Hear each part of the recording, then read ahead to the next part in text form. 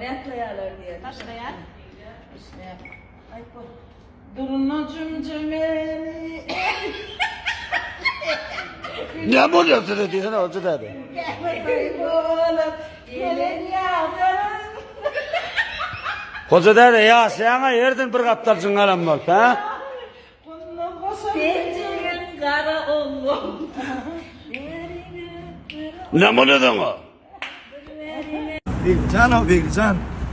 Kırındıran işler diyen olan o. Şey. İlnem mi? Yo.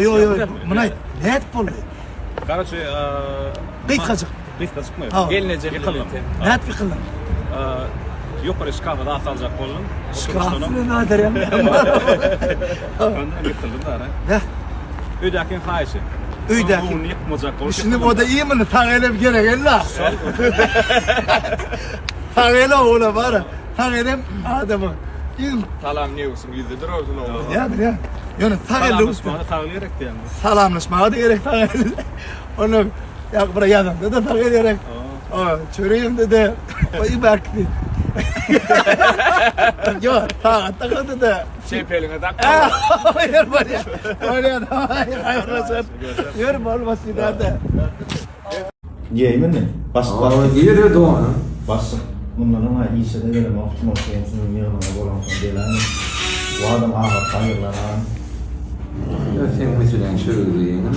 Ona der o şöyle. Sen ne mi diyen? Sen ne ses çıkan o? Ne maske? Maske yok. Maske yok. Gel ver. Gel ver. Gel ver.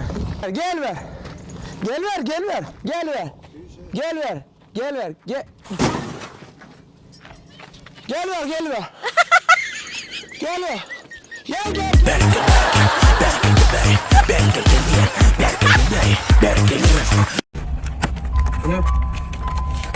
23:59. Ne oldu? Kayda. Ekim doğum günü. Yetkan. Ekim canım öyle var ya. Yetkan doğum günü nasıl olacak? Yöne yaman koltuğarda. Şalgın yaptın iman gitti ya bolma. Yöne biz sapar. Yaşı derle yılın sanallık. 95. Yöne Qeyler yıl para koydum yani. onun yöne yaşanda da 95 yaşa verden mara bollo. Ya 95 yaşa verden Allah'tan. Şu 95 yaşında da bir hayırlı yaşa bilmek. Oğlum Mehmet ya. Umutlar nasıl? Yakıcı. Bildi.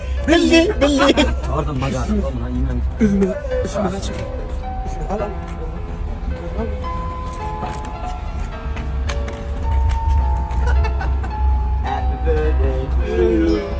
Happy birthday to you. Çok tadı. Happy birthday. Vurmalar oğlum. Yo bak sen odan kalan bak. Ya görün de 95 de. Yılım oldu. O 90 da 95.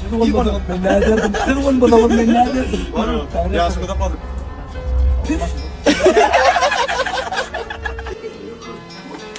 Böyle falan.